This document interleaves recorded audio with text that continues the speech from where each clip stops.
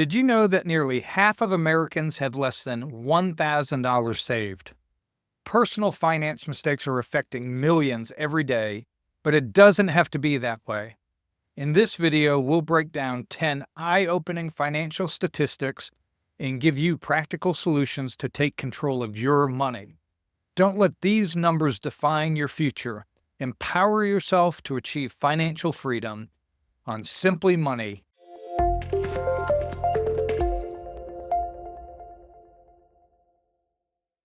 Welcome back to Simply Money. Today, we're talking about 10 eye-opening financial statistics. These are coming from an article that I want to share with you real briefly. You can look here by Matt Brannon off of the clever.com site. This is a list of 99 personal finance statistics to know in 2024. I picked 10 that I thought were most practical and impacting of our society today. So let's get started as we look at the top 10 financial statistics and how to fix them today. Number one is financial stress impacts over 70% of Americans. What can we do about that? The fact is, finances stress us. We've known this for years. It is one of the top reasons for divorce is financial stress. What can we do to help reduce the stress? The stress is there. 70% of us say we deal with it. What can we do today to begin to deal with reducing that stress? Our site, Simply Money, has so many videos. We have one actually talked about reducing stress from money. Check out our playlist. Go to our website and check out some of these videos, how to reduce stress. But today, real quickly, I just want to share with you the first thing, and something we talk about constantly on this channel, is you need to have a budget. Without a budget, your stress is going to continue because you don't know week to week, month to month, how much money you have, how much is going out, and what to do to prevent overspending. And thus you are stressed. You're always worried. You may not think about it. It may not be a cognitive thought, but in the subconscious, you will constantly have that fear. What if something happens? What if a $1,000 bill comes up? How will I pay for that? How will I pay for that unexpected emergency that comes up? What if my car breaks down? What if my car is totaled and I need to come up with a new car? There are so many things in life that can happen, and those things brew in our minds if we don't have that financial cushion. And in order to get a financial cushion and remove stress, we need to set a budget. I've had a lot of people say, a budget isn't going to help me. I don't make enough. Well, not having a budget is only adding to the problem. If you're not making enough, we need to see with the budget, what's your income, what are your expenses, and how can you make up the difference? We can reduce spending. We can look at ways of doing that, but we can also look at ways of increasing your income. But we don't know what we need to do. We don't know where the shortfall is or how much it is if we don't have a strong budget in place. Number one, 70% of people are stressed about money, but we need to get a budget in place. Number two, 42% of adults do not have a $1,000 emergency fund set up. We've talked again on this channel a lot about emergency funds and why they're so important. It gives you that cushion. And I know some people will say $1,000 isn't enough. You're right. We need to build a bigger emergency fund, but our first goal is to get that $1,000 just to get that cushion from some minor things taking place. The refrigerator breaks down. If something happens and you need a small amount of money to be able to overcome that emergency quickly and not build on your debt. This isn't a solution for long term. This is the quick fix, $1,000, put it in the bank. We need to get that set aside. But this is important that 42% of people don't have that. And some people are going to say, well, that's not accurate. Now, here's the problem. Some people may have thousands of dollars that they've already put in their retirement, but they don't have any liquid cash, any liquid assets available that they need to draw from in the case of an emergency. Even if we need to stop investing for a short term to build up a little bit of liquid assets so we don't have to dip into our savings that we're put into investing. Because if you dip into your 401k or your IRA, not only are you going to pay the taxes, but you're going to pay a 10% penalty for taking it out early. So that money's losing value. If you need $1,000, you're going to need to take out like $1,500 to cover the $1,000 by the time you pay taxes and the 10% fee. Please get that emergency fund set up. And once you have the $1,000, watch some of the videos we have on the steps you need to take to build a deeper 3 to 6 month emergency fund that will cover you in the long term. And we'll get into that again in a moment. Number 3, 77% of households carry credit card debt. Now hear me, carry credit card debt. I'm not here to talk about those that say, well, I use it, I pay it off each month. If you're doing that and you're under control and you have an emergency fund and you're investing and you're using it in a wise way, I'm not going to be so dogmatic, say you should never use a credit card. I think they can be dangerous. I think they're extremely dangerous if not used properly, and not everybody can handle it. We can get into the pros and cons on that in another video, and leave me comments on your thoughts, but I don't want to be dogmatic. Some people use them very powerfully, but I am going to say I am against carrying a debt, carrying a credit card balance, meaning that you don't pay it off in full each month, because you know what you're doing. If you don't, you're paying high interest, and not only are you paying interest, you're paying it on a depreciating asset. You're paying it on something that is losing value over time. And so if you spent $500 on it, by the time you pay it off, you've actually spent $600 or $700, $800 on it, and it's lost value. Carrying a credit card debt is dangerous. The tip for this is to first start paying off your high interest debts. You can use the snowball effect for taking your lowest amount and going to your highest amount to get that momentum. Or you can do the avalanche method where you're taking the highest interest and paying that off first. I don't really care. They both work if you do it. I have some videos that we've done on the snowball versus the avalanche effect. Financially, typically the avalanche makes more sense, but for most people, psychologically, they need to use the snowball effect. And if you're not sure what each of those are, again, check out the YouTube channel and look up the avalanche versus snowball method and follow which one will help you get out of debt the quickest. Get rid of those credit card balances, get rid of those credit cards if you can't use them, and that will help you not ever carry a balance. Stat number 4, nearly 50% of Americans are not ready for retirement. Now, this is a statistic that is growing rapidly because most people don't have a pension anymore. Most people haven't taken investing into their retirement seriously. Over half of the American society is not feeling ready for retirement. There's a lot of misinformation out there on how much should be saved, how much you need to retire.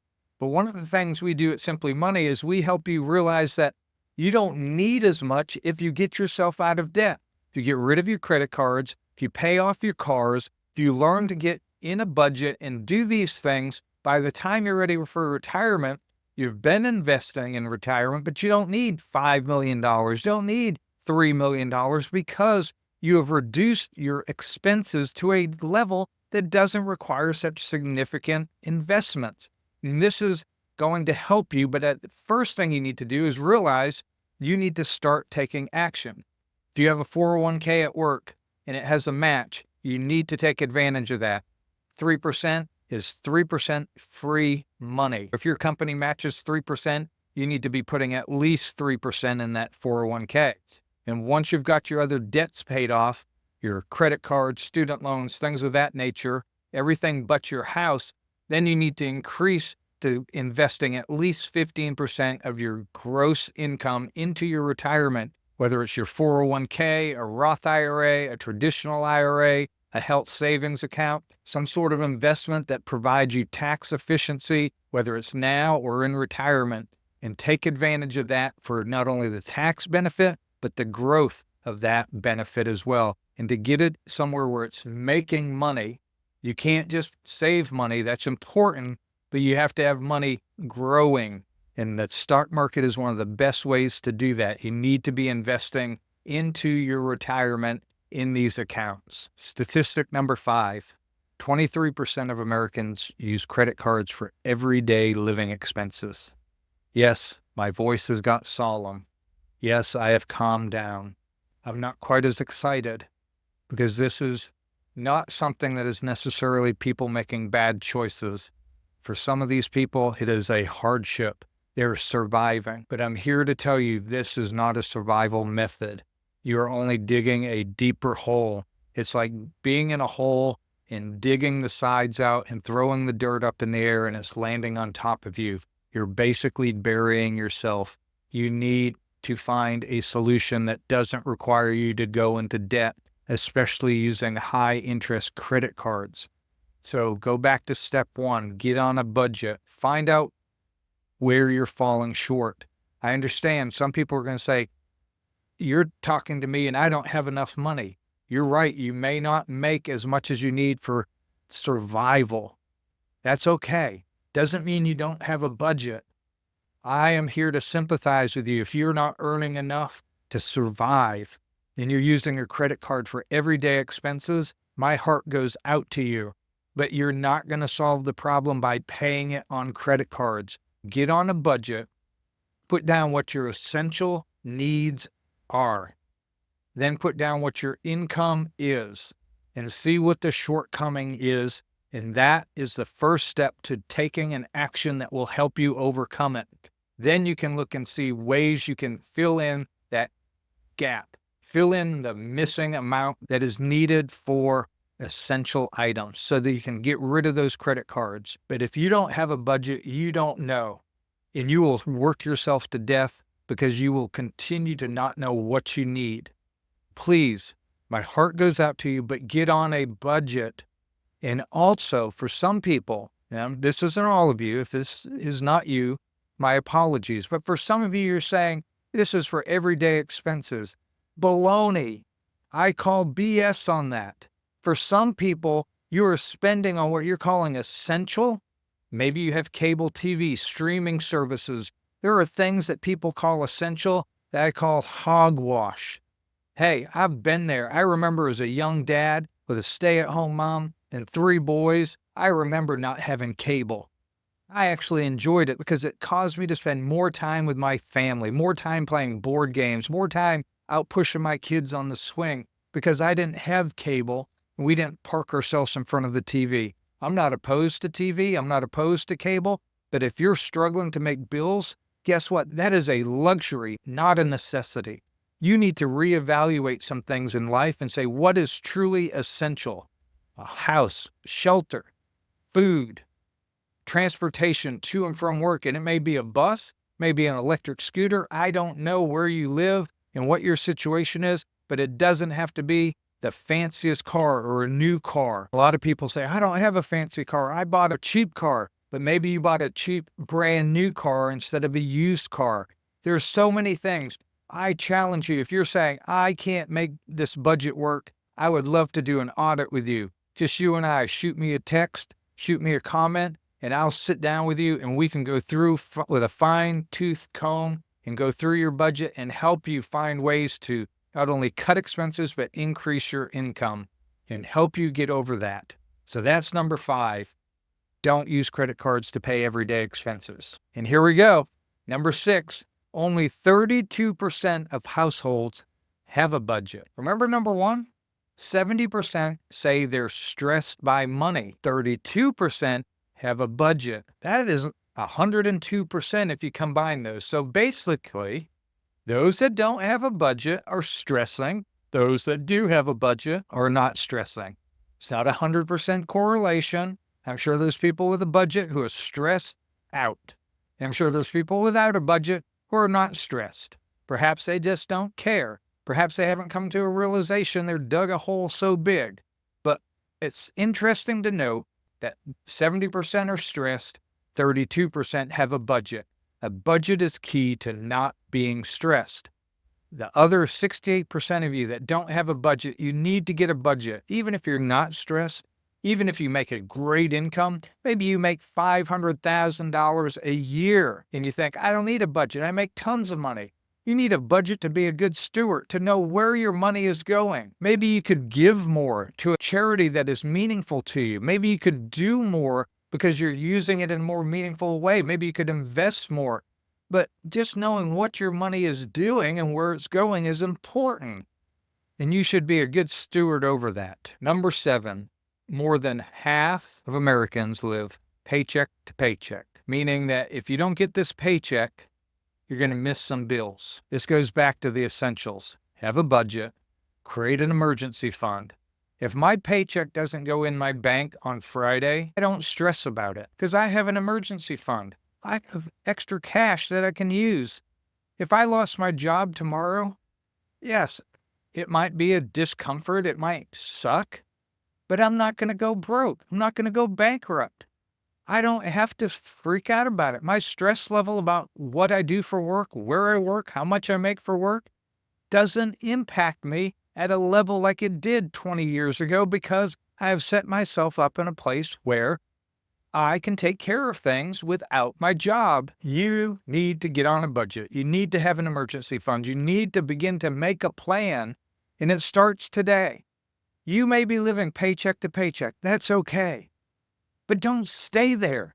Don't count that as your lot in life. Don't say, I'll never get out of this. Find a way to start today to make a meaningful decision and a plan to move forward. And that's why if you build a 3 to 6 month emergency fund, if you get laid off or you get furloughed, whatever the case might be, you lose your job, at least you have 3 to 6 months to find a new job without having to go into debt. Yes, you'd be stressed if that's all you had was 3 months of savings and nothing else and you lost your job. You would be stressed. But imagine how stressed you'd be if you lost your job and you had nothing in the bank, or you only had $1,000 in the bank. Building that emergency fund to cushion for something major like losing a job is important because you never know when something could happen. I encourage you, take heed to this. So many people I know have been through this where they've lost a job and it has devastated them. They've dug a hole. They've had to dig into their retirement, or they've gone into debt, or lost their home, lost their cars because they could not pay them. Build an emergency fund. Number 8, the average credit card debt is $5,315. Get that paid off. Get that paid off now. If you're carrying credit card debt, consolidate it, find lower interest, sell stuff, whatever you need to do, get rid of that credit card debt and don't use it again. Get rid of it. That's all I have to say. The tip is simple. Stop using it and get the thing paid off. If you have multiple cards, start paying off the highest interest or the lowest amount. The snowball effect is the lowest amount to the highest amount. The avalanche method is the highest interest first to save on the money. Whatever method will work for you. Get them credit cards paid off. That's very similar to number 5 we talked about. 23% of you carrying debt, carrying a balance month to month. Well, that balance average is $5,315. Get it paid off. All I can say. If you want help, you got to start there. Number 9, 60% of retirees say their former employer did not help them enough to prepare for retirement, meaning they didn't understand.